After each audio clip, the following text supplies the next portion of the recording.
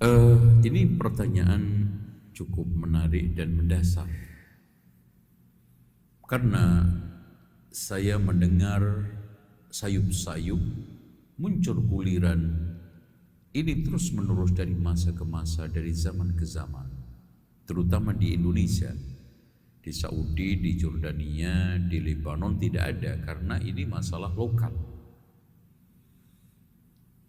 Perlu diketahui ikhwan sekalian yang dirahmati oleh Allah, saya ingin tanya kepada antum semua, mana yang lebih dulu ada, Islam, Al-Quran, atau Pancasila? Sepakat seluruhnya, baik orang yang berpendidikan dan tidak berpendidikan, Al-Quran itu lebih dulu ada daripada Pancasila. Tuh. Terus bagaimana kita membandingkan sesuatu yang sangat berbeda jauh?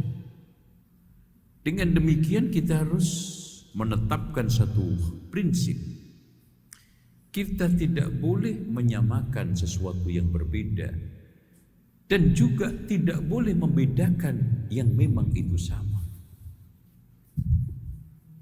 Itu hal yang penting kita harus pegang.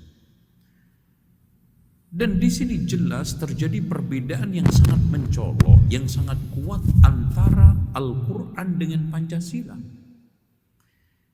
Yang diantaranya adalah satu, Al-Quran itu datang dari Khalik, pencipta manusia, dari Allah. Sementara sekarang Pancasila itu buatan makhluk. Bagaimana kita sekarang samakan apa yang datang dari Khalik dengan apa yang datang dari makhluk? Kita membuat lingkaran besar dan kecil. Nurani antum, nyali spiritual antum, keberanian sekarang ini, religius antum letakkan di mana? Di lingkaran besar dan kecil Pancasila dengan Al-Quran.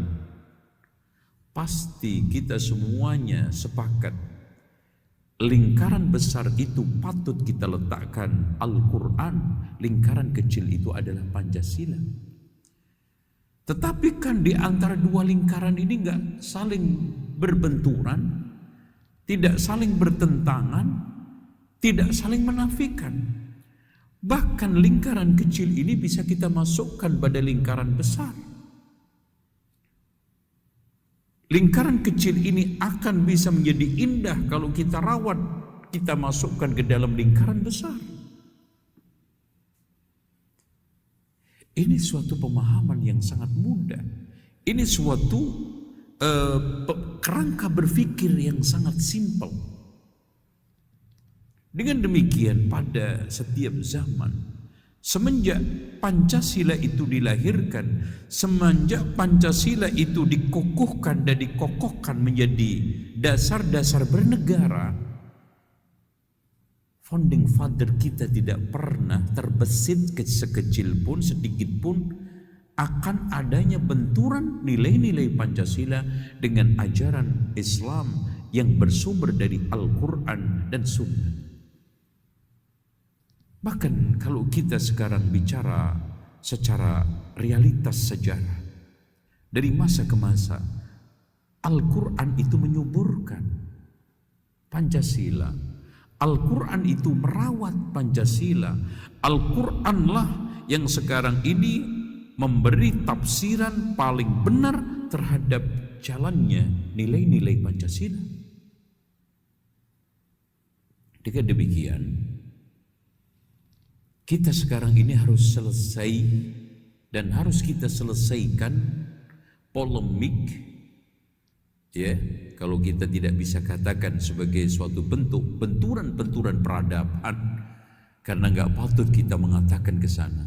Polemik antara Al-Quran dengan Pancasila, antara Islam dengan Pancasila, kita sekarang harus akhiri, harus kita finalisasi bahwa Al-Quran dan Pancasila berjalan beririsan, bahkan Al-Quran menyuburkan, menguatkan Pancasila sepanjang zaman.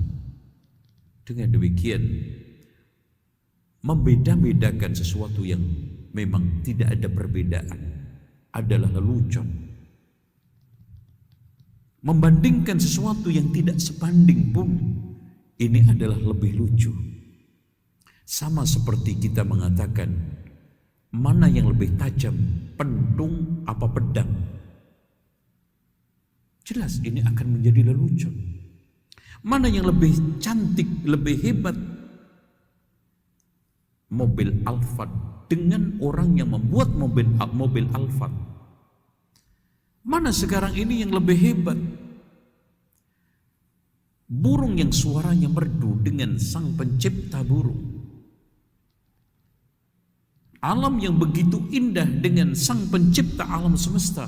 Maka kita semua sepakat bahwa Rabbil Alamin Al-Mudabbir yang menciptakan, mengatur itu adalah lebih hebat dan lebih kuat, lebih besar daripada segala-galanya. Oleh karena itu,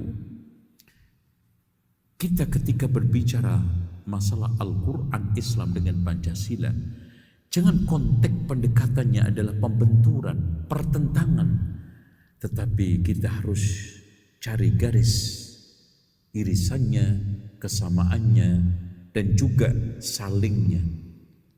Bahkan Al-Quran tidak bisa juga dikatakan saling,